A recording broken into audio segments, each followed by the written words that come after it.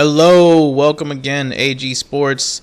Hey guys, this one is going to be probably a quicker one for all of you who have no attention span. I'm going to give you my top picks for week one now that we're, essentially quote unquote through the preseason. This last game shouldn't expect to see too many starters for the week 3 of preseason.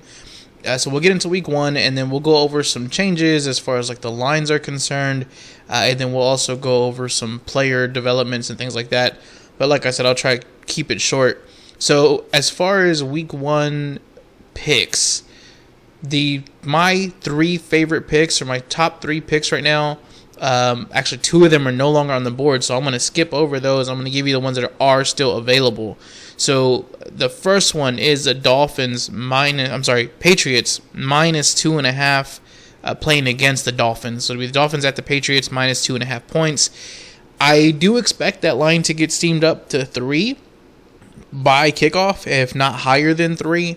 So if you're going to jump on that one, I would probably do it sooner than later. If you want to wait till after this week, I totally understand. But I don't think the Patriots are going to be playing too many players come week 3. Cam Newton just had a setback, not an injury-related issue, but he had some sort of like miscommunication regarding COVID testing. And because of that, he has to sit out 5 days or be away from the team for 5 days or something like that. But I don't see that being an issue. I don't think he was going to get a whole lot of time this week anyways. So that being said, again, we're going to go Patriots minus 2.5 against the Dolphins come week 1. They are playing in New England. Second one is going to be Jaguars playing against the Texans under 45.5 points. I did give out this pick earlier in the offseason. It is still available. Some books it is just 45, not 45.5. So if that's the case, I still do like 45. It's not really a key number. I like it all the way down, I should say, to 44.5. So that's going to be a good one as well. And then the last pick that I like is the Ravens minus 4.5 at the Raiders. I think we went over this earlier as well, but the Raiders are one of the worst rush or run stopping defenses. The Ravens are one of the heaviest running teams with some great running backs and Lamar Jackson, of course. So I think that the Ravens are going to run all over these guys. It's going to be runs early and often. They're going to score a lot. They're going to rack up the score. John Harbaugh and the Ravens have not only been great preseason winners, and you've probably heard already that's like 17 wins in a row, whatever for him. They are also amazing at starting off the year with a great win. The last 3 years in a row, they've not only won the first game of the season, but it's been blowouts. I don't know if you remember them playing the Dolphins one year, and they won by like 40. They won against the Browns the other year, and they won. I think that was like their lowest win was like 11 points. So I think this game should not be an issue for the Ravens. They match up really well on paper. Assuming everybody's healthy that whole game, minus 4.5 should not be a problem. So those are the 3 that I really like that are still on the board. The others that I like that I have given out in the past that have now moved is the Buccaneers. So I like the Buccaneers playing the Cowboys back when it was at minus 6.5. That has now moved. It's actually Buccaneers minus 8. It sat at Buccaneers minus 7 for a minute, but because the Dak Prescott injury just keeps lingering and people keep pushing it to the forefront, the line has been steamed up. It is now Buccaneers minus 8. The value is probably with the Cowboys at that point, but I'm not going to touch that side of it. If anything, if you want to tease it down, find another leg to tease it down with. The Seahawks were also a very heavy favorite of mine as far as a pick is concerned. I actually got the Seahawks when it was Seahawks plus 3. That was back in July. So guys, if you're just now tuning into the channel, make sure you like and subscribe, and maybe even follow me on Twitter. It's AG_sports21, because I'm giving out picks and info for the NFL really like a month ahead of time, and it's usually about a month before preseason even starts. And so that's a lot of times when you can get the best numbers. And basically all the picks that I've given so far have moved with me, meaning that those numbers are no longer available, and if you wanted to grab those picks now, you're going to have to take a worse number. So those are the 2 that are no longer on the board. But in saying that, as of right this second, most books have taken all the lines off of the board. because they are still making sure to check injury reports. They want to know what happened from week 2 in the preseason, and then they're going to put the lines back up sometime this week. And they're also going to put up the lines for week 3 of preseason. Most likely it'll be either right before this game starts or right after tonight's game, which is the Saints and the Jaguars. So be on the lookout for those. Make sure you're grabbing those lines, the ones that you want, as early as possible before everybody gets in and moves them around. There are some other picks here that I like, but I wouldn't classify them as a favorite of mine. So the Broncos -1.5 at the Giants is another really good pick. I don't think that the Broncos are necessarily the best team in the world, but their defense has been playing lights out, and it's just preseason, and these guys are like the backups, like the third stringers. And I totally get that it's preseason. I know they're not going against, first string offenses and all that kind of stuff, but they've just been playing amazing, and it stands out. I've watched almost every preseason game. I record them. I watch them, 1, 2, 3 times at least, once every team. But the Broncos just really stand out on defense. Now, that may change as they get into the season, but the first week is against the Giants, and the Giants do not look to have a whole lot on the offensive side of the ball. On that note, before I go any further, yes, you want to take the Broncos -1.5, but if you are a fantasy football player, look at taking the Broncos defense with your last pick or wherever you're taking your defense, only because, one, they're kind of going under the radar, so you can get them with your very, very last pick. But secondly, their opening schedule has got to be the easiest in the NFL, or very high up there. You're looking at the Giants week 1, the Jaguars week 2, and the Jets week 3. So the Giants, again, very little on offense, especially if Kenny Golladay is not 100%. Then they're going to play the Jaguars. Jaguars with Trevor Lawrence, great rookie, still a rookie, and they have a first-time head coach as far as like NFL is concerned. And then you're going to play the Jets with another rookie quarterback and another first-time head coach. And the Broncos defense, even if it's not as great as I think it is, even if it's just average or maybe slightly above average, they should really be able to take care of those 3 teams and have a great showing. So look at their defense. Back to the pick, though. So Broncos -1.5. The Giants, I don't think, are going to be able to really move the ball efficiently against the Broncos, even if their defense, again, isn't as great as I'm assuming. But the Broncos, I think, have just enough weapons and high-grade weapons that they can get some damage done against the Giants. Now, the Giants do have a sneaky good secondary with James Bradbury still being back there. But assuming Cortland Sutton is healthy, which it looks like he's going to be, you do have guys like Sutton, Jerry Jeudy, KJ Hamler, Noah Fant is still there. Javonte Williams has looked really good in this preseason, and he has been playing, for the most part, against the first-string defenses. Those guys they look really good, and I do not see the Giants having an answer for all of those weapons. Again, they're not the Chiefs. It's not even the Cowboys. The offensive firepower is just not there. But those players are above average, and Bradbury can only stop one guy at a time. So I think the Broncos are going to be able to move the ball as much as they want. Drew Lock should have some good showings against the Giants, as well as the first 3 weeks, and should be able to get that win. And at a line of -1.5, you're not asking them to do much. It's basically just come out with the win. Aside from that line, though, I also like the Panthers. So the Panthers are going to be playing the Jets. The Panthers are at home. The Jets are going to be starting their rookie quarterback. And again, like I just said earlier, rookie quarterback, first-time head coach, rookie running back, another rookie receiver, and Corey Davis is the real true veteran, and I'm doing air quotes here, veteran presence in that locker room. A rookie quarterback has not won game 1 as far as a top 10 pick since 2009, and that was Matt Stafford. I'm sorry, not Matt Stafford. Matt Sanchez. Sorry, Mark Sanchez. Man, I cannot get his name right. Mark Sanchez. That's how memorable that was. So that's been about 12 years.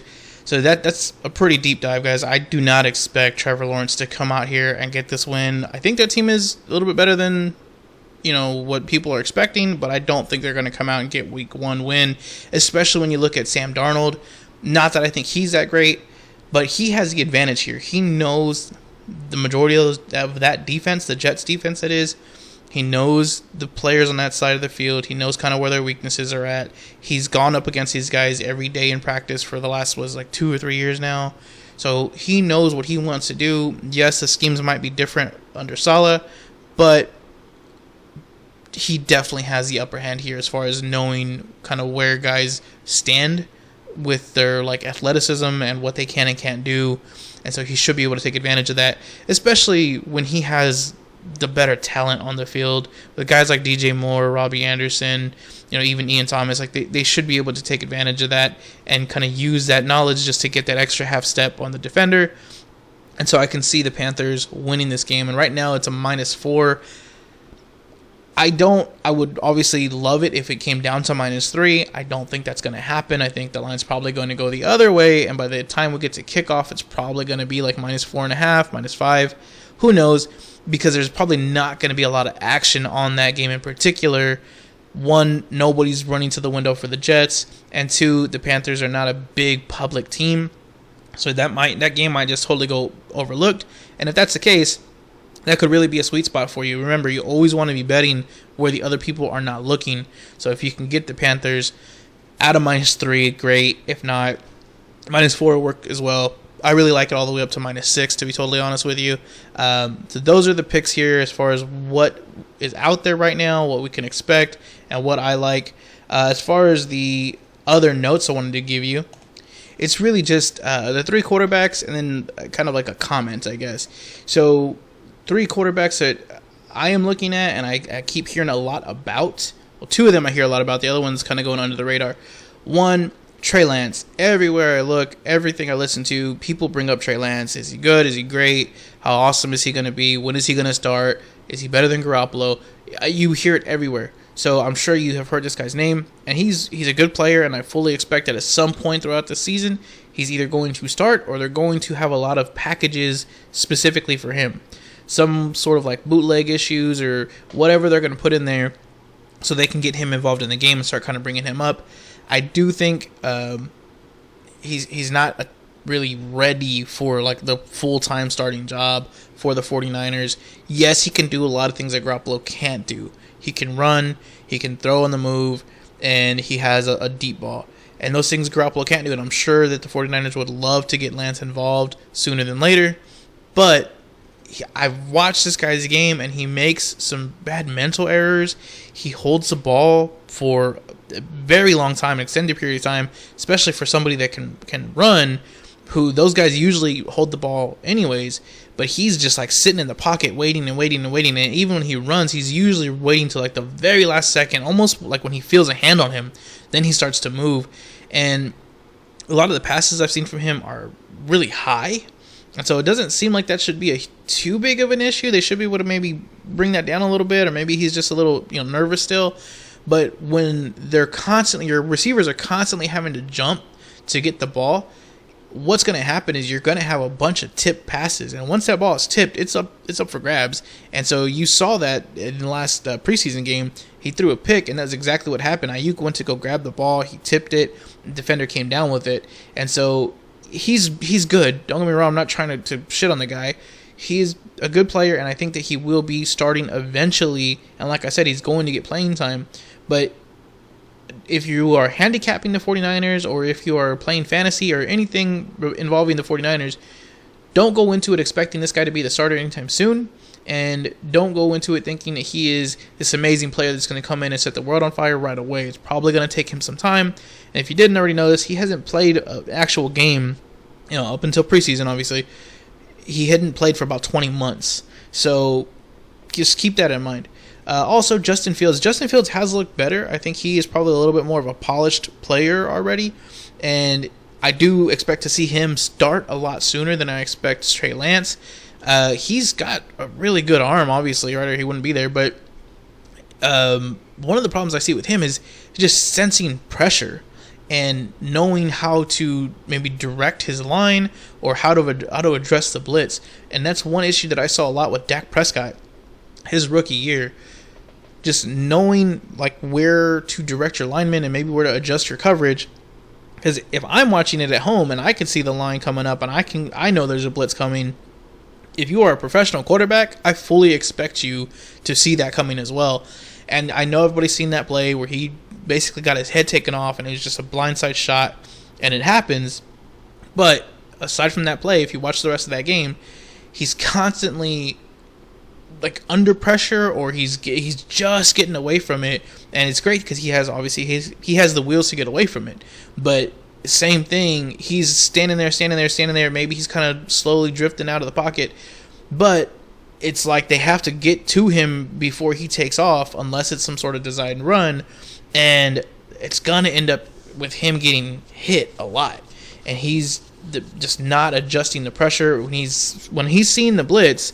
I don't know if he's just not recognizing that it's a blitz, or maybe he's thinking that they're trying to like disguise something, but he's not adjusting the coverage. He's not telling the running back to stay back and maybe chip at least. And so a lot of that is leading to pressure that's probably unnecessary pressure, and I don't think Matt Nagy's really smart enough to fix it on his own. He should be, and I'm just some idiot on YouTube, but I don't see the coach doing anything to change it. And again, I realize it's just preseason, but you don't want to get this kid, plastered to the ground too much, and we haven't even started the regular season yet. Lastly, though, I want to talk about Tua. Tua has looked really good. It's his second year in the league, and again, I'm going to just kind of throw it in here if you're playing fantasy. Look to take Tua later in your draft, because he's going in round like 12 right now, and if you really want to grab him, you might want to just take him in like round 11 and get it over with, because I missed out on him once by waiting until round 12, and I used to be able to get him around like 14. But he's running really well. He's getting out of the pocket really well. He is sensing the pressure. He's shifting his coverage a little bit, but he's also kind of, concerned with where their blitzing is coming from. So he's automatically moving and adjusting to get out of the way of the pressure. And his passing looking really accurate. He's been passing on the run lately. I'll tell you right now, I did not really like that kid coming out of college. I didn't think he was going to be amazing. I didn't think he was going to be anything that special. But I've just been watching him more and more, and I like the adjustments he makes. I like the way he handles himself. I like the way he moves the ball, and the way that he looks to keep his head up now. There's a lot of running backs, as soon as their first read isn't there, they're putting their head down and tucking it. He will move, and he'll start scrambling, but he is keeping his head up, looking for his receivers. A lot of that, guys, it's his second year in the league. It's finally kind of clicking now for him. And last year, if you don't remember, he had a lot of adversity come at him. So he had the leg issue. He had to, work through that, go through rehab just to even get on the field. And then when he got there, he still had to get his conditioning down right. He had to go through all the other stuff that it takes to be a rookie in the NFL. He didn't get an offseason with COVID. And then when he finally gets there, Ryan Fitzpatrick is the starter, so then he has to sit on the bench and try to learn as much as he can. He's not getting first-team reps.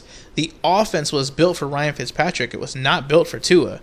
And then he gets thrown in there, halfway through the season, and they don't really change its playbook. He doesn't really have a lot of players. Devontae Parker was kind of in and out of the lineup. So you had a lot of issues there. Now you finally have a full offseason. They finally got the work in. They finally changed the playbook. It is built for Tua. They got Jalen Waddle in there, a guy he's familiar with. Plus, they still have Devontae Parker. And they have a decent running back stable, not only to run the ball, but to give him some extra protection back there if needed. With guys like Malcolm Brown and Myles Gaskin, he should be able to have time to throw and time to use his legs if he really needs to. So Tua looks to be a really good player, and if he's going that late in the draft, you might as well draft him. He's not going to really cost you anything. But as far as gambling is concerned, I don't like him for game one. I think the Patriots are going to just smoke those guys week one. It's the Patriots. It's Bill Belichick with a whole offseason, all his players back, no more COVID opt-outs. I don't like it for week one. But after that, I see the Dolphins getting on a good little stretch. And if the Patriots really do go out there and they just hammer them week one, look to get a good number week two with the Dolphins, because the general public is going to sway back and forth. And on that note, I just want to end it with this. The betting public and your betting lines are a marketplace. I have not really advertised this or said this a lot on this channel, but my main job before open comic shops or anything like that, and kind of how I bought my house and got started in life was with stocks. I was an investment analyst. And the only reason I'm bringing that up is because with investments in stocks and bonds and anything, any sort of financial products, a lot of it is market driven. You got to find the spots where the market is maybe not hot yet, but it's going to heat up. And a lot of people say, buy low, sell high. That's not absolutely true. It's really more of like a, hey, let's buy high and sell higher, because you want to have something that the people are going to like, and maybe they're just kind of okay with it right now, but you know that it's going to be a trend, or it's going to get hot, or it's going to be a good season for something, and then you sell it when it's even higher. You don't want to buy stuff on the way down because you don't know how far down it's going to go. You're not trying to catch that falling knife. And so I try to use that same mentality when it comes to football. You don't want to buy the team that's just getting shit on. Like, you don't want to buy anything with the Lions right now. You don't want to bet them. You don't want to get fantasy involved with them. Not even daily necessarily. Maybe, yes, you can take a player if you really like DeAndre Swift. I mean, fine, go ahead and do it. But that shouldn't be where your target's at. You shouldn't be targeting guys on the Lions or betting the Lions. On the same token, though, you want to kind of anticipate where the heat is going to come from. So like I said, with the Dolphins, if we think that they're going to get beat week 1 and the public is going to be against them, that should open up a good line for them week 2, and then you take advantage of that good line before the public jumps back on them. Every week, the NFL is going to highlight these guys who did really well, the teams that are dominating and beating the hell out of people. And those lines for the teams that are doing really good and they're on TV all the time and they're getting highlight reels and they're on ESPN and they're on your podcast and everything else, those lines are going to get inflated. They're going to keep getting inflated. And so that's why teams like the Chiefs don't really have a good against the spread number, because even though Vegas may set it at a decent line, you have general public coming in, putting a lot of money on them and blowing that line up, so that by the end of the day, by the time we get to kickoff, all the value is on the other team, because the other team has probably gotten 2, 3, 4 points in their favor because all the money came in on the Chiefs. So keep that in mind. Just remember that this is a marketplace. You need to look where people aren't looking, and you need to be aware of maybe what's going to come up, or what you need to make your own kind of advanced guesses as to who's going to be receiving a lot of attention and who's going to not be receiving a lot of attention that maybe you like, that maybe you think should be getting attention, that's just going to kind of get pushed to the wayside. Teams like the Panthers, like the Dolphins, that are not big public teams but have a decent, solid squad with an okay coach, or have a good schedule. Look for those teams. Don't follow the big trendy teams, and don't try to guess on the real shitty teams. You need to make sure you're getting value. So that's the last note. This one did go a little bit longer than I expected. The pick part at least was pretty short, so hopefully that was what you're looking for. You got it right out of the way. But thanks again, guys. Have a great day and good luck.